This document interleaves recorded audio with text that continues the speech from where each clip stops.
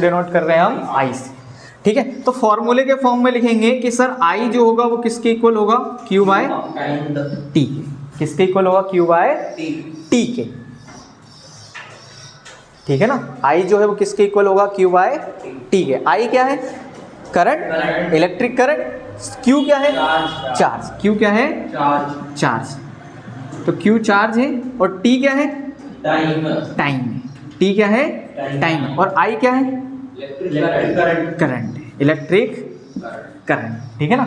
अब यूनिट की बात आती है, किसकी बात आती है, यूनिट की, कि भाई करंट का यूनिट क्या होगा, करंट का यूनिट क्या होगा। तो यहां से समझेंगे हम, चार्ज का यूनिट क्या होता है सर, चार्ज का यूनिट क्या होता है, कूलम। चार्ज का यूनिट क्या होता है, कूलम होता है। और टाइम का यूनिट क्या होता है, टाइम का यूनिट सेकेंड। टाइम का यूनिट क्या होता है, सेकेंड, ठीक है ना। ऐसा यूनिट सेकेंड, ऐसा यूनिट कूलम, ठीक है ना।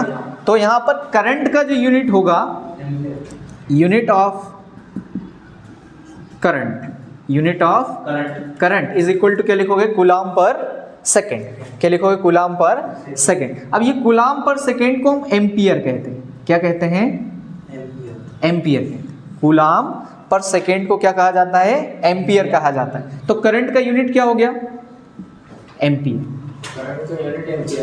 करंट का यूनिट क्या हो गया, एम्पियर हो गया। और एम्पियर किसके इक्वल होता है, coulomb per second, coulomb per second का। समझ आया क्या, कैसे निकाला हमने, फॉर्मूले से निकाला। किससे निकाला, फॉर्मूले, कि वो जो उसकी डेफिनेशन थी वो क्या कह रहा है, rate of flow of charge with respect to time is called electric current. Rate of flow of charge with respect to time is called electric current. It is denoted by I. I is equal to Q by T. I जो है current है, Q है charge, T क्या है, time. Charge का unit coulomb होता है, time का यूनिट सेकेंड है, ठीक है ना। एम्पियर का एम्पियर किसके इक्वल आ जाएगा, कूलम पर सेकेंड के इक्वल आ जाएगा।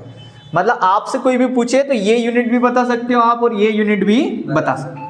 ऑप्शन में दोनों चीजें मिल सकती है आपको, ठीक है ना। दोनों में से कोई भी चीज मिल सकती है। हाँ, चार्ज का कोई भी पूछे कितना चार्ज है तो उसका यूनिट क्या होता है, कूलम होता है। जैसे